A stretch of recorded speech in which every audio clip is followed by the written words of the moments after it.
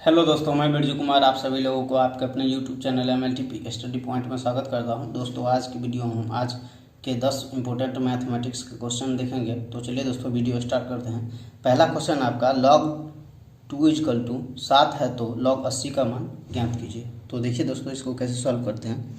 तो आप log 80 को लिख सकते हैं log 8 × 10, इस तरह से आप लिख सकते हैं। और देखिए दोस्तों, log m इंटू m बराबर होता है log m plus log n। तो इसको हम लिख सकते हैं log 8 प्लस log 10। और log 8 को हम लिख सकते हैं 2 पर पावर 3 और प्लस log 10। और देखिए दोस्तों, log m पर पावर n बराबर होता है n log m। तो इधर आ जाएगा इसी फॉर्म में ये भी। तो 3 log 2 प्लस log 10। तो देखिए दोस्तों, log 2 का मान आपका दिया हुआ है 7। तो 3 × 7 और प्लस, देखिए log में कुछ नहीं रहता है तो बेस में 10 रहता है, नीचे यहाँ पर बेस में 10 रहेगा। तो log 10 का मान, बेस और ये दोनों समान रहेगा, तो log 10 का मान हो गया आपका 1। तो 7 × 21 और प्लस 1 बराबर 22। ऑप्शन सी आपका सही हो जाएगा।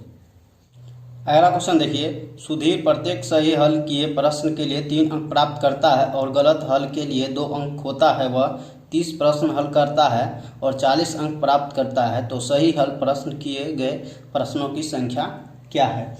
तो देखिए दोस्तों, इसको कैसे सॉल्व करते हैं। देखिए, एक प्रश्न जो सही हल करने पर कितना अंक मिलता है, सही हल करने पर उसको 3 अंक मिलता है। तो यहाँ क्या कह रहा है, 30 प्रश्न हल करता है। तो मान लीजिए 30 प्रश्न अगर कोई सही कर दिया तो 30 प्रश्न सही करने पर हल टोटल जो अंक होगा वो 90 होगा। और एक गलत प्रश्न करने पर, एक गलत प्रश्न करने पर कितना अंक टोटल कट जाएगा। देखिए, 3 अंक तो सही करने के लिए वो मिलेगा और 2 अंक ऊपर से खो देता है। तो एक गलत प्रश्न होगा तो 3 और प्लस 2 यानी कि टोटल 5 अंक वो उसका कम होगा। तो टोटल 90 अंक प्राप्त करता है। टोटल जो देखिए, टोटल जो है टोटल 90 अंक है, और लेकिन ये प्राप्त कितना करता है, इसमें से ये 40 अंक ही प्राप्त करता है। तो इसका माइनस कर लीजिए 40 अंक। तो 50 अंक जो है वो गलत करने में उसका जो है लॉस्ट हो जाता है। तो 50, एक अंक गलत करने पर उसका कितना, 5 अंक कम जाता है। तो 50 अंक कम करने के लिए कितना प्रश्न वो गलती किया होगा, तो 50 और बट्टा 5 कर दीजिए, क्योंकि एक प्रश्न गलती करता है तो उसे 5 अंक का लॉस होता है। तो 50 अंक लॉस करने के लिए उसने 50 और बट्टा 5 यानी कि 10 प्रश्न गलत किए होंगे। 10 प्रश्न गलत किए होंगे। तो क्या कह रहा है कि सही हल किए हुए प्रश्नों की संख्या क्या होगी। तो टोटल प्रश्न 30 है, जिसमें से उसने 10 को गलत कर दिया। तो टोटल सही प्रश्न कितना किया, 30 और माइनस 20 बराबर, 30 - 10 बराबर 20। सही प्रश्न किए गए प्रश्नों की संख्या 20 होगा। ऑप्शन बी आपका सही हो जाएगा। अगला क्वेश्चन देखिए, किसी थैले में 90 रुपये की राशि 50 पैसे, 25 पैसे और 10 पैसे के सिक्के के रूप में है। यदि 50 पैसे, 25 पैसे और 10 पैसे के सिक्के का अनुपात 2:3:5 है तो थैले में 25 पैसे के सिक्कों की संख्या ज्ञात करें। तो मान लीजिए दोस्तों, माना सिक्कों का अनुपात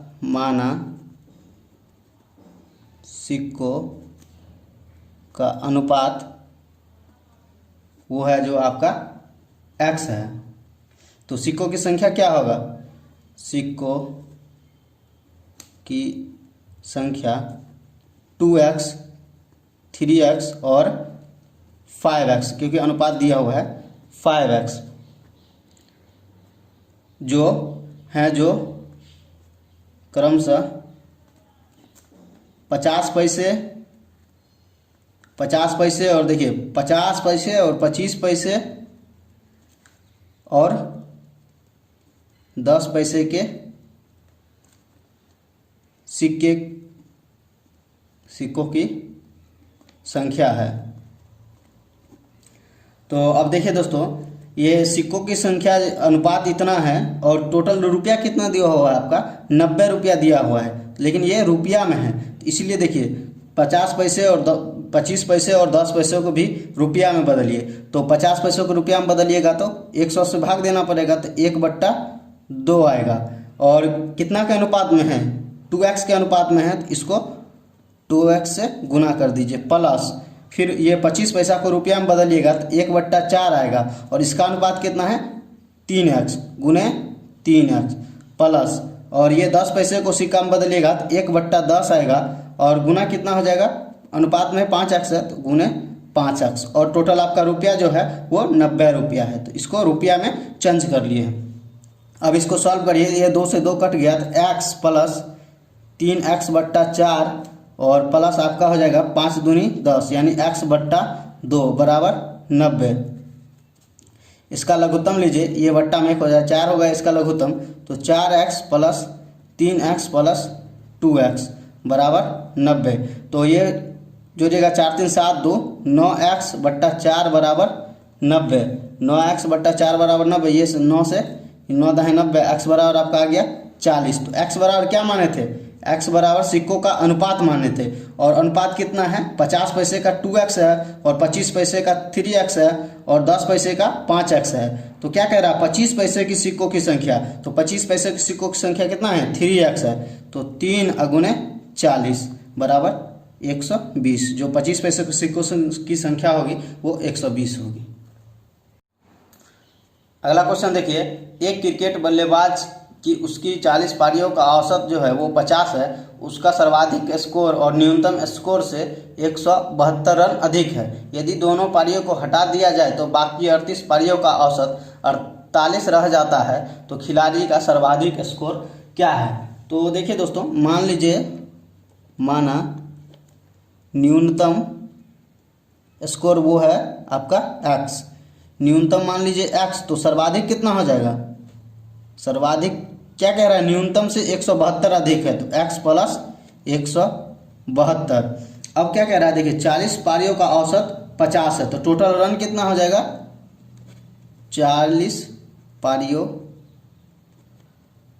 का टोटल रन बराबर हो जाएगा आपका 40 × 50 यानी कि 2000। अब क्या कह रहा है, ये दोनों पारियों को हटा दिया जाए तो 38 पारियों का औसत 48 रह जाता है, तो 38 पारियों का टोटल रन निकालिए। टोटल रन बराबर हो जाएगा कितना 38 × 48, तो इसको गुना करिएगा तो 1824 आएगा। तो देखिए ये 40 पारियों का रन था और 38 पारियों का टोटल रन इतना हुआ, तो ये दोनों पारियों को हटा लिया जाए तो दोनों पारियों का जो 2000 में से जो ये 1824 घटा लीजिएगा, तो दोनों पारियों का जो अंतर होगा वो दोनों पारियों का जो रन होगा वो आपको आ जाएगा। तो दोनों पारियों का रन बराबर हो जाएगा 2000 माइनस 1824, तो आ जाएगा आपका 176। अब क्या कह रहा है कि जो सर्वाधिक स्कोर क्या है, तो न्यूनतम स्कोर x और ये दोनों पारियों का योग है, तो x प्लस 172 बराबर 176। यही दोनों पारियों का योग 176 आया है, तो 2x बराबर हो जाएगा आपका 176 और इधर प्लस में है तो इधर माइनस में 172 यानी कि 4 हो जाएगा। तो x बराबर आपका हो जाएगा 4/2 यानी 2। x बराबर आपका 2 आया। x क्या माने थे, न्यूनतम स्कोर माने थे x, तो न्यूनतम स्कोर आपका आ गया 2, और सर्वाधिक स्कोर है x प्लस 172, तो 2 प्लस 172 बराबर कितना हो जाएगा 174, जो आपका सर्वाधिक स्कोर है। ये ऑप्शन डी आपका सही हो जाएगा। अगला क्वेश्चन देखते हैं। राम, श्याम तथा मोहन ने 5900 रुपया लगाकर एक व्यापार प्रारंभ किया। राम ने श्याम से 500 रुपया अधिक तथा श्याम ने मोहन से 300 रुपया अधिक धन लगाया हो, तो 590 रुपये के लाभ में राम का हिस्सा कितना होगा। तो देखिए दोस्तों, क्या कह रहा है, श्याम ने, ये लाइन पढ़िए, श्याम ने मोहन से 300 रुपया अधिक लगाया। तो मान लीजिए मोहन जो है, मोहन ने x रुपया लगाया, तो श्याम कितना लगाएगा, श्याम लगाएगा x प्लस 300, क्योंकि मोहन से वो 300 रुपया ज़्यादा लगाता है। और फिर कह रहा है राम ने श्याम से 500 रुपया अधिक लगाया, तो राम कितना लगाएगा, x प्लस 300 और प्लस 500, क्योंकि श्याम से 500 रुपया अधिक राम लगाता है। तो आपका राम का जो आ गया, राम का x प्लस 800, और टोटल जो रुपया है 5900 रुपया तीनों के द्वारा लगाया गया। तो तीनों का योग जो है वो 5900 रुपया है। तो इसको इक्वल कर दीजिए, x प्लस 300 और plus x plus 800 equal to आपका हो जाएगा 5900 रुपया। तो इसको जोड़िएगा तो 3x प्लस 8 3 1100 बराबर 5900, 3x बराबर आ जाएगा। इधर देखिए प्लस में है तो इधर माइनस में, 5900 माइनस 1100 करिएगा तो 4800 आपका आ जाएगा। तो x बराबर आपका गया 4800 और बट्टा 3 यानी कि 1600। तो x क्या माने थे, मोहन के ने लगाया था x रुपया, तो मोहन के द्वारा 1600 लगाया गया, और श्याम के द्वारा कितना लगाएगा, 1900 रुपया लगाया गया, और ये राम के द्वारा ये 16 और 800 2400 रुपया लगाया गया। तो अब देखिए क्या कह रहा है, 590 रुपये के लाभ में राम का हिस्सा क्या होगा। तो तीनों का अनुपात निकाल लीजिए, तीनों का जो अनुपात होगा वो 16:19:24 होगा। तो जोड़िएगा तो 59 आएगा। और क्या कह रहा है इसमें, राम का हिस्सा, तो राम का हिस्सा कितना है, 24, राम का हिस्सा का जो अनुपात है वो 24 है। तो 59 टोटल अनुपात आया है, और टोटल 590 रुपया का लाभ हुआ है, तो इसमें 59 से भाग दीजिए और राम का जो अनुपात है उससे गुना कर दीजिए, आपका राम का जो हिस्सा होगा वो आ जाएगा। इसे काटिएगा तो ये 10 होगा, और 10 को 2400 गुना करिएगा तो आ जाएगा आपका 240। जो राम का हिस्सा होगा वो ऑप्शन डी यानी 240 होगा। अगला क्वेश्चन देखिए, ए और बी मिलाकर गड्ढे को 12 दिन में भर सकते हैं। ए अकेला इसे 20 दिन में भर सकता है। यदि प्रतिदिन बी केवल आधा दिन काम करे तब ए और बी मिलाकर उस गड्ढे को कितना दिन में भर देंगे।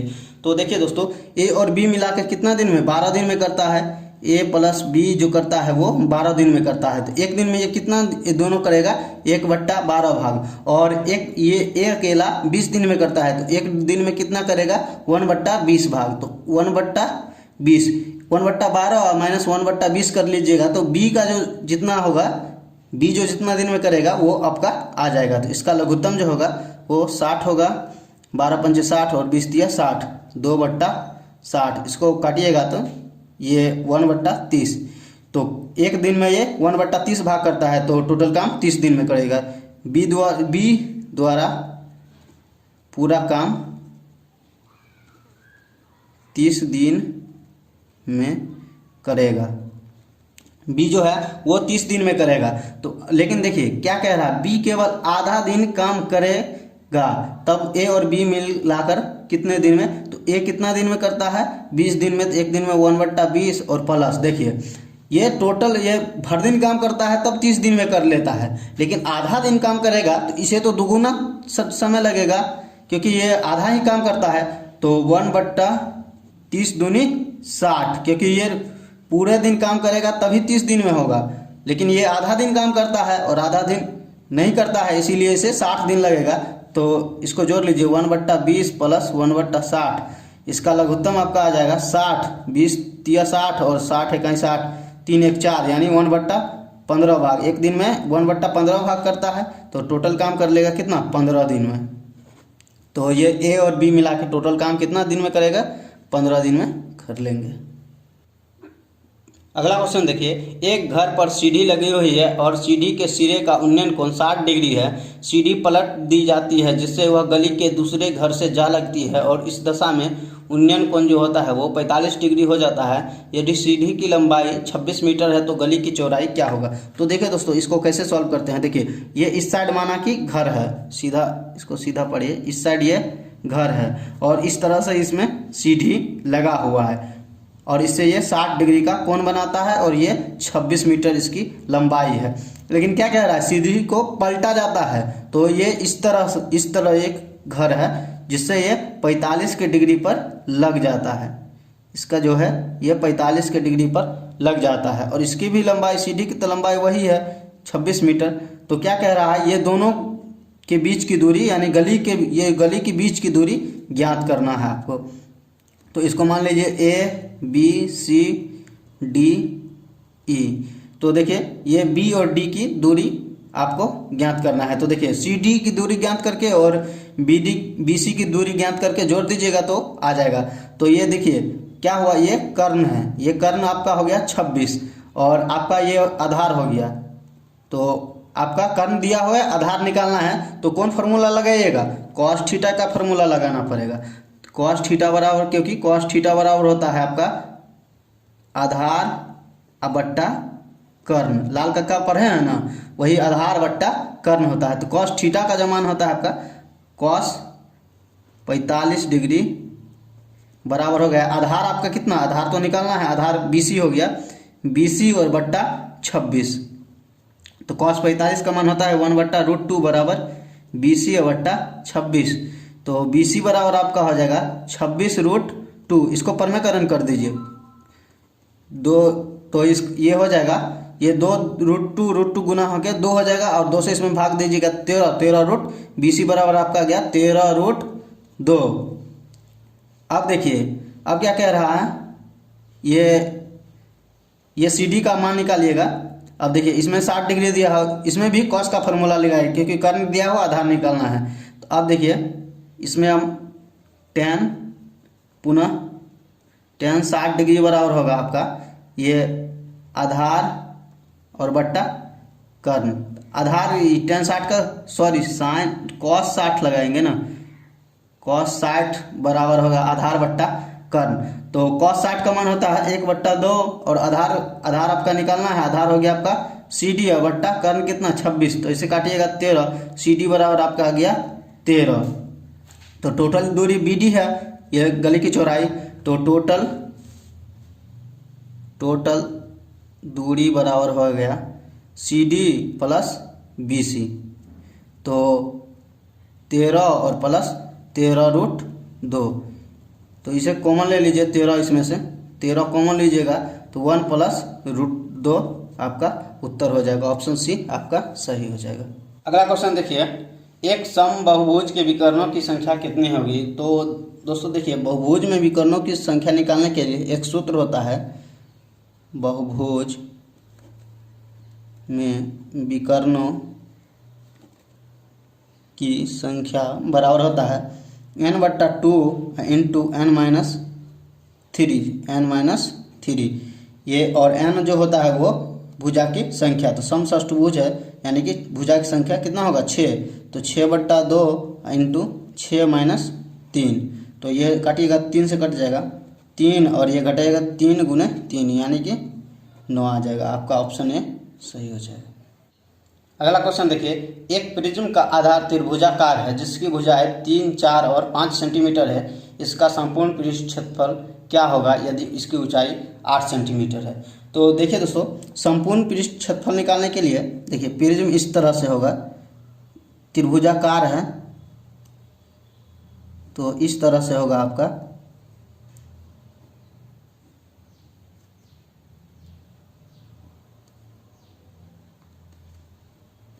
इस तरह से प्रिज्म आपका होगा, ठीक से पढ़ा नहीं है। इस तरह से जिसकी ऊंचाई जो दिया हुआ है वो 8 है और इसका जो भुजा का दिया हुआ है आपका 3, 4 और 5। अच्छा देखिए एक चीज़ इसमें देखने वाला है को, देखिए 3 और 4 और 5। तो देखिए 3 स्क्वायर प्लस 4 स्क्वायर बराबर कितना हो जाता है 5 स्क्वायर। 3 × 3 = 9, 4 × 4 = 16, 25 और 5 × 25 दोनों बराबर, यानी कि ये समकोण त्रिभुज है। तो समकोण त्रिभुज हो गया, समकोण त्रिभुज पता चल गया। अब देखिए तो इसका संपूर्ण पृष्ठ क्षेत्रफल बराबर होगा, संपूर्ण पृष्ठ क्षेत्रफल बराबर, देखिए इधर दोनों का क्षेत्रफल और ये तीनों का क्षेत्रफल। तो इसका होगा 2 × त्रिभुज का क्षेत्रफल प्लस ये हो जाएगा प्रिज्म का वक्रपृष्ठ क्षेत्रफल। 2 × त्रिभुज का क्षेत्रफल और ये जो है ये प्रिज्म का वक्रपृष्ठ क्षेत्रफल निकालिएगा तो आ जाएगा। तो देखिए आप 2 गुने समकोण त्रिभुज का क्षेत्रफल समकोण मालूम हो गया, तब तो क्षेत्रफल आसानी से निकाल सकते हैं। 1/2 गुने आधार आपका हो गया 3 और गुने ऊंचाई, और 2 इसलिए क्योंकि देखिए ऊपर नीचे दोनों त्रिभुज है, इसीलिए इसमें 2 से गुना कर दिए। और प्लस ये प्रिज्म का वक्रपृष्ठ क्षेत्रफल होता है आधार का परिमाप गुने ऊंचाई। ये याद रखिएगा, प्रिज्म का वक्रपृष्ठ होता है आधार का परिमाप गुने ऊंचाई। तो 2 से 2 कट गया, 4 तिया 12, ये त्रिभुज का क्षेत्रफल दोनों तरफ का 12 आ गया। और आधार का परिमाप कितना होगा, ये भुजा दिया है 5 4 9 3, भुजाओं का माप होता है 5 4 9 3 12, और ऊंचाई आपका कितना दिया हुआ है, ऊंचाई आपका दिया हुआ है 8 सेंटीमीटर गुने 8, तो हो गया 12 × 96 और 12 कितना हो जाएगा 108 सेंटीमीटर दिया है, तो सेंटीमीटर स्क्वायर आपका आ गया जो संपूर्ण पृष्ठ क्षेत्रफल 108 सेंटीमीटर। ऑप्शन बी आपका सही हो जाएगा। अगला क्वेश्चन देखिए, दूध और पानी के 20 लीटर मिश्रण में दूध और पानी का अनुपात 5:3 है। यदि 4 लीटर मिश्रण को दूध में बदल दिया जाए तो नए मिश्रण में दूध और पानी का अनुपात क्या होगा। तो देखिए दोस्तों, इसको कैसे सॉल्व करते हैं। दूध और पानी के 20 लीटर है, टोटल 20 लीटर है, उसमें दूध और पानी का अनुपात कितना है 8, 5 और 3 8, और इसमें दूध जो है वो 5 के अनुपात में है। इसको काटिए, 2 चौक 8 और 5 चौक 20, यानी कि जो टोटल इसमें दूध है, दूध की मात्रा 20 लीटर में जो पहले दूध था वो कितना हो जाएगा 5 25 और बट्टा 2, यानी 12.5 लीटर जो आपका है वो दूध है। अब क्या कह रहा है, 4 लीटर मिश्रण को दूध से बदल दिया जाता है, तो 4 लीटर मिश्रण में से फिर दूध कितना हो जाएगा, 4 लीटर मिश्रण 4/5 गुने 5/8, क्योंकि 5/8 के अनुपात में दूध है, तो इसको काटिएगा तो इसमें 2.5 लीटर आपका क्या हो जाएगा दूध हो जाएगा। 4 लीटर में 2.5 लीटर दूध हो जाएगा। क्या कह रहा है, 4 लीटर मिश्रण को दूध में बदल दिया जाता है, तो ये 4 लीटर मिश्रण जब ही निकालेगा तो ये 2.5 लीटर दूध इसमें से कम जाएगा, तो 12.5 और -2.5, यानी कि बच गया आपका 10 लीटर दूध बच गया। अब क्या कह रहा है, 4 लीटर मिश्रण निकाल लेता है तो 2.5 लीटर उसमें से दूध निकल जाता है, लेकिन फिर क्या कह रहा है, दूध से बदल दिया जाता है। मिश्रण निकाल के सिर्फ उसमें दूध डाल दिया जाता है, तो दूध डालेगा तो इसमें 4 लीटर दूध में जुट जाएगा, तो 10 और 4 14 लीटर दूध हो जाएगा। और टोटल मिश्रण कितना है आपका 20 लीटर, तो 20 लीटर में 14 लीटर आपका दूध हो गया, तो बचा कितना पानी, तो 14 और 20 - 14, यानी 14 लीटर आपका दूध हो गया, और बचा जो है वो 20 - 14, पानी जो बचा वो 6 लीटर है, तो अनुपात कितना हो जाएगा 7:3। ऑप्शन सी आपका सही।